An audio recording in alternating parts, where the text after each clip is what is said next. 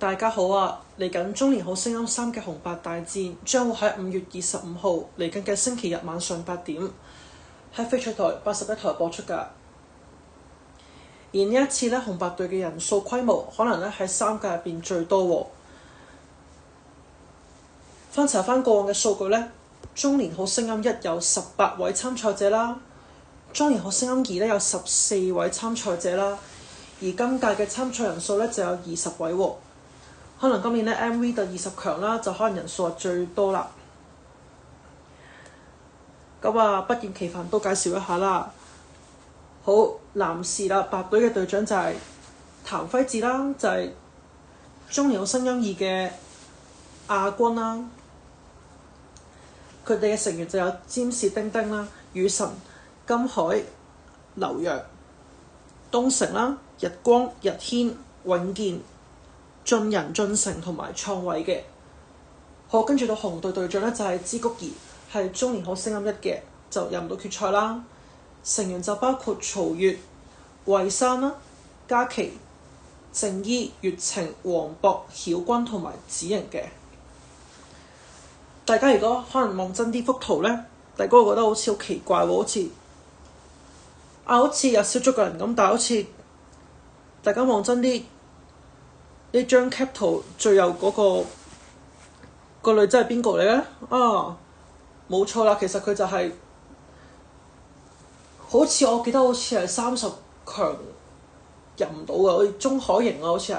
阿海瑩。但係我唔知睇下大家點解讀咧，大家有啲咩諗法咧？我就覺得好似，我覺得咧就會唔會係取代何平秋咧？即係大台 TVB 會諗住補鑊咧，即係阿秋姐知道佢唔嚟咁樣，大台會唔會就係叫啊你海瑩啊，你哋嚟啦咁啊，你嚟啊，我哋撐夠20個咁樣。我哋唔知嘅嗱，都係我純粹我自己估嘅啫嗱，睇下大家點諗啦。咁啊佢嗱，同埋佢仲要雙手擺喺子瑩個膊頭度喎，咁背後有啲咩意義咧？係咪巧合咧？咁啊講翻少少啦，咁啊海瑩。佢就係一位嘅模特兒啦，係演員嚟嘅，係文秀師都係基督徒啦，同子瑩都係個背景都比較似嘅。不過子瑩咧就係一個福音歌手啦，咁但海瑩咧就係佢嘅信仰都係基督教嘅。咁啊，呢個就係我發覺啊都幾有趣喎！我初收落呢張 cap 圖嗰陣時望，咁啊主要條片都係客觀分析下何平秋冇現身呢個紅白大戰嘅原因啦，究竟係佢個人嘅選擇啊，定係大台冇邀請佢嚟呢？不過其實我覺得有少少玄機嘅，因為我記得鍾海瑩好似佢雖然佢30強入唔到啦，即係好頭就止一步噶啦。不過但係 TVB 嗰陣時就好快俾咗 job 佢接啦。就俾佢做一套養生之類嘅電視劇，即係個嘅綜藝節目啦。咁啊10點半播嘅，我唔知而家有冇做啦。但係大家心水清，大家都知㗎啦。但係就係咯，所以就可能都有啲玄機啊，又未至於係話一個 surprise。我自己覺得係都幾肯定係，可能就係佢接咗呢份 job，所以 TVB 就睇中佢嗱。個人品又好，咁你個外表上又出得街，即係你個樣又夠靚，又做個 model 咁啊！哇，真係冧死 TVB。咁我 TVB 心諗哇，呢個女仔幾好喎，咁我咪揾佢，可能你代阿秋姐都唔頂嘅喎，即係可能大佬。但係事實上佢又唔係20強咁樣，做咩無端端入咗嚟嘅咧？即係我又覺得幾有趣喎！睇張圖嘅時候，同埋。即係佢擺到咁右邊，係咪 TVB 試圖係咪想掩飾嗰啲真相咧？係咪唔想幫我哋知道咧？即係擺到最邊啊！即係好似硬係好似咧想掩蓋一啲嘢，就將通常最重要嘅就擺中間嘛。嗱，劉洋啊、季軍啊、雨神呢都好中間㗎。黃渤就不過俾阿 Donald擋咗少少咯，係啊，係啊。咁呢一條片咧，我就會去集中去客觀分析下阿秋姐點解會冇現身呢個《中年好聲音3》嘅紅白大戰嘅原因呢？係佢個人嘅選擇，定係還是係大台係冇邀請到秋姐去呢個紅白大戰嘅3呢？嗱，我自己講下我自己睇法啦。我對秋姐咧唔現身呢個紅白大戰咧係不感到意外嘅，唔感意外嘅，真係嘅，唔出奇嘅。即係我之前都有去過20強見面會，我係去現場睇嘅。咁我就發覺好似少咗個人咁，20個好似得19個原來就係秋姐就冇唔見喎。跟住其實我都跟住之後，果然秋姐真係俾人 foul 咗啦。跟住嗱，基本上去到佢20進16嗰場好似，跟住下半場 foul 完之後，喺電視機就從此就消失無影無蹤，冇再出現過。甚至我哋由啲蛛絲馬跡去睇到咧，秋姐係決賽當晚嘅暖場表演啊！佢哋咪出嚟20個一齊唱歌嘅，咁但好似就我睇電視機睇都好似唔見有秋姐都冇出現，所以就其實都唔出奇嘅。今次冇喺紅白大戰度係咯，咁我就分析咗佢過往嘅表現啦，同埋一啲嘅背景一啲嘅因素啦，我綜合咗4個可能佢唔現身嘅原因啦。咁我就可能個人選擇同埋大台嘅觀點都講2個啦。第一個咧就係會可能係因為秋姐嘅年紀上嘅問題導致佢唔現身咧，即係因為秋姐都好似而家係57歲同一班其餘嘅19位選手都仲有啲差距，即係佢大台嘅諗法喺佢角度製作組入邊會諗，佢會可能係佢驚秋姐如果同呢19個參賽者喺埋一齊度，即係可能紅隊啦同嗰幾位女士一齊表演嗰陣時，會唔會即係佢好擔心嗰個視覺效果出嚟唔係咁靚咧？即係觀眾個接受程度又係咪接受？未必接受到啦，即係可能嗰個程度就低啲啦，或者抑或上喺個視覺上有一種好大嘅違和感咧。即係你50幾歲，可能大19位都係30幾40幾，個年齡差距會太大，所以大台就係冇邀請阿秋姐去呢個嘅紅白大戰咧。第二樣就係會係因為呢個表情管理嘅問題導致大台係冇邀請佢嚟呢一個紅白大戰嘅咧。咁大家都可以值得諗下嘅。咁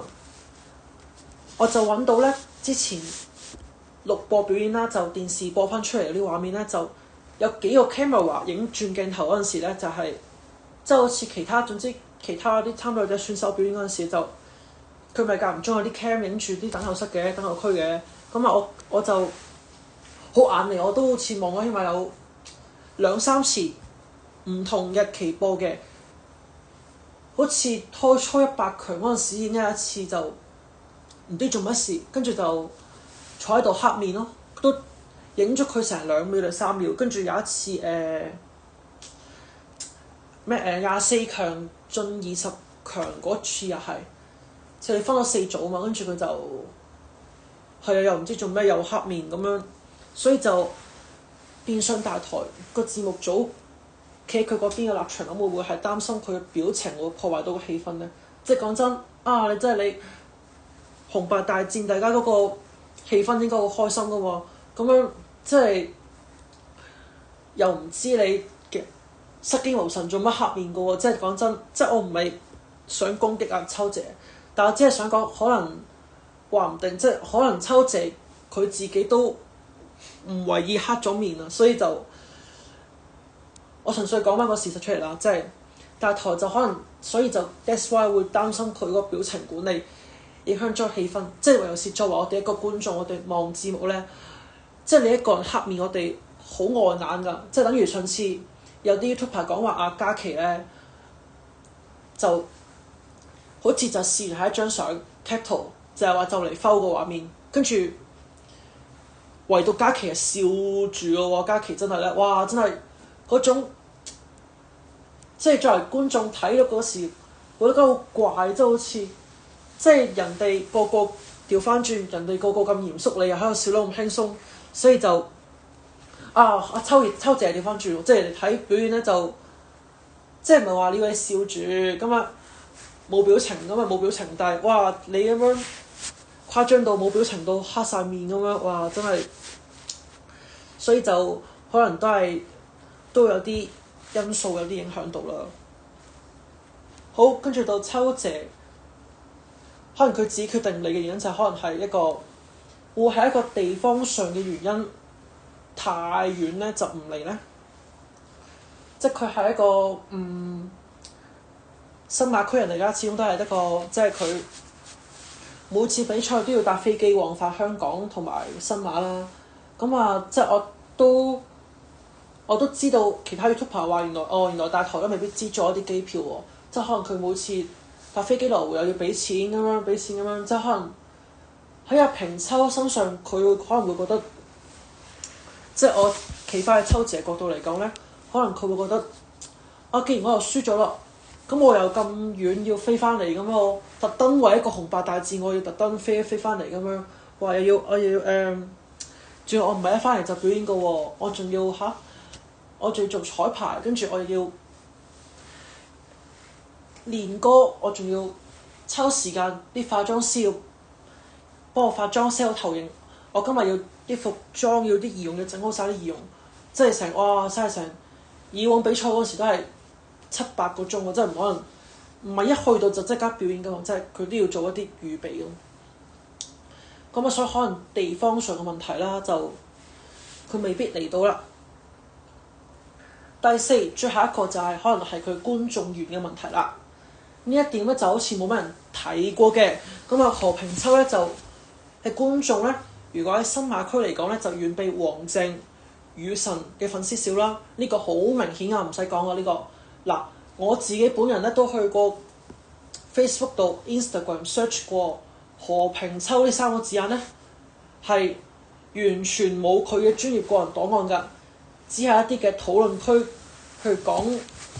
有何平秋呢個字眼嘅啫。咁所以就即係大家都好熟㗎啦，而家大家都好知㗎啦，即係決賽邊個最多粉絲一定黃靜啦，跟住雨神、劉洋啊、丁丁啊嗰啲啦。即係雖然你話惠珊啊、曹越啊、月晴啊都唔多 fans 㗎，阿靜依就好少少啦，靜依都多啲嘅。子瑩、黃渤都好少少，但係不過阿惠珊佢哋都係香港區，咁佢哋都係同區又唔使搭飛機咁樣，即係離都近好多，所以即係可能秋姐我覺得較大機會係佢觀眾緣唔多，本身好少喎。即係大家幾可見到有啲咩睇片嗰陣時有啲咩 banner 出嚟，我就好似唔係好覺冇乜 banner，即係好似講緊嘅係唔多過10個，同埋嗰去20強見面會咧都唔覺有啲咩咁嘅 banner。即係大家雖然可能有啲現場觀眾佢知道有啲參賽者佢輸咗，佢睇咗直播嘛，但係有啲就一啲啦，電視機就未知佢輸嘅。但係我諗即係作為我哋其他支持者都會冇諗過佢唔嚟噶嘛，所以就以上就係我嘅客觀嘅分析啦。唔知你又認唔認同咧？歡迎你喺留言區上面發表你嘅意見啊！